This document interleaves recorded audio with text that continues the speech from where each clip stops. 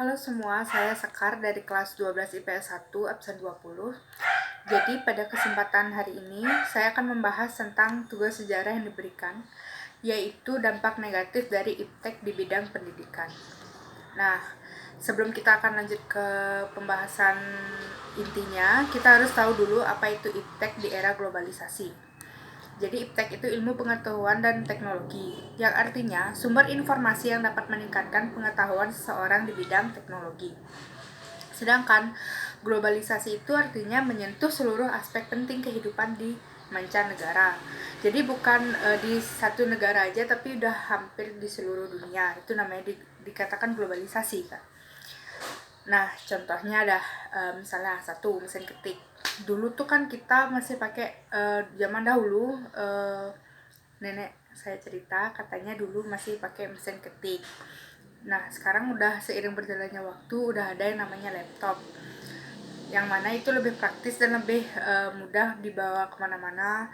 Lalu kalau zaman dahulu mungkin masih pakai mesin ketik, pada saat kita salah kata mungkin harus ulang dari awal, tapi kalau sekarang pakai laptop sudah bisa tinggal pencet delete aja gitu loh. Terus yang kedua ada saat kita ingin berkabar dengan orang atau keluarga jauh, dulu kan masih pakai kotak pos, masih pakai surat, lalu kita kirim ke kotak pos kan, ke kantor pos. Itu mungkin sampainya sekitar 3 harian, apalagi kalau jaraknya semakin jauh, maka sampainya juga semakin lama. Tapi sekarang sudah ada handphone yang ada SMS-nya, yang bisa sekarang bisa WhatsApp. Jadi apapun yang ingin kita sampaikan bisa langsung tersampaikan, walaupun itu jaraknya sangat jauh.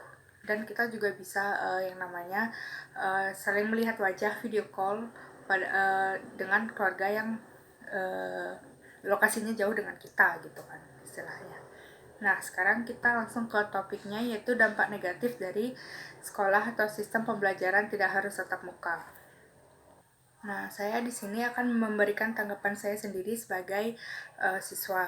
Jadi saya kurang setuju dengan adanya sekolah atau sistem pembelajaran tidak harus tatap muka ini. Karena seperti yang saya alami dari saat sistem pembelajaran ini dimulai, pembelajaran online ini dimulai sekitar bulan Maret. Jadi dari bulan Maret sampai sekarang saya kan sudah merasakan gimana tuh yang namanya sekolah online. Jadi yang saya rasakan, saya kurang memahami materi jika tidak bertatap muka dengan guru yang bersangkutan, khususnya matematika, karena matematika itu hitungan, saya perlu interaksi langsung dengan guru. Jadi jika tidak, saya tidak bisa memahami apa yang dimaksud. Dan selain itu juga saya tidak dapat menikmati kumpul bersama teman. Yang kita ketahui kan sekolah itu bukan hanya tempat untuk mencari ilmu, tapi untuk bergaul, bercanda sama teman-teman gitu. Jadi dari bulan Maret itu kan kita nggak ketemu nih sampai sekarang, jadi rada kayak kangen aja gitu. Terus yang kedua, tanggapan orang tua juga kurang setuju, karena dikhawatirkan akan merusak mental dan emosional anak karena kurang bergaul, dan dikhawatirkan menjadi kecanduan atau ketergantungan pada game. Nah, jadinya kalau anak kurang bergaul yang biasa di rumah aja, itu akan merusak mental dan emosional anak karena dia nggak bisa berinteraksi dengan teman-temannya gitu. Terus nantinya akan kecanduan pada game yang bisa dilakukan di rumah gitu. Jadinya nanti kalau kecanduan kan banyak tuh efeknya. Yang terakhir ada tanggapan pekerja industri atau pekerja. Seperti yang saya bilang tadi, menurut tanggapan saya, karena kurangnya memahami materi jika tidak bertatap muka, maka tidak dapat memahami materi secara langsung. Nah, seperti itu. Jadi pemahaman yang kurang pada anak akan menghasilkan generasi yang kurang berkualitas, sehingga sulit diterima saat akan memasuki dunia kerja. Jadi seperti yang saya bilang tadi, kalau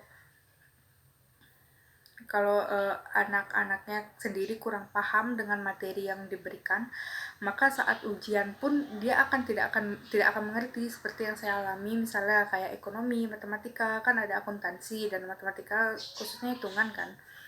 Jadinya kalau kita nggak ngerti, kita nggak bisa jawab soal, jangankan untuk mencari kuliah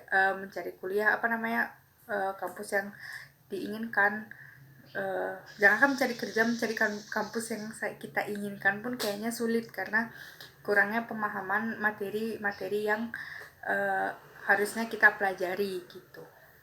Itu saja video tanggapan dari saya. Bila ada kesalahan mohon dimaafkan. Terima kasih.